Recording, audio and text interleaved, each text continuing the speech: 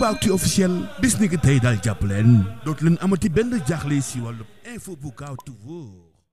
Pour ma part, j'initierai plusieurs man ci sama jëmmi bopp nag dinaa jël ay mesures yu bëri yoo xam ni dafay ñeel histoire bi ma bokk ak fukki réew ak juróom-benn ci Afrique. bi ci njëkk dinañ tabax benn mémorial ca Caaroy ngir sargal sunu tirailleurs yi. bërëb boobu nag dina nekk bërëb bu ñuy xalaat ak fàttaliku te dina ubbeeku ci bépp réew maanaam képp ku fa ñëw rek di nga fa mën a am accès.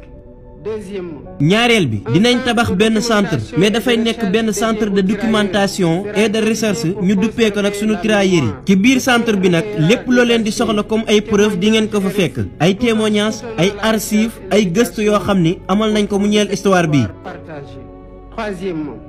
ñetteel bi ci mbedd yi ak palaas yi daañu fa bind turu soldaar yi comme ça kenn bañ a fàtte seen histoire.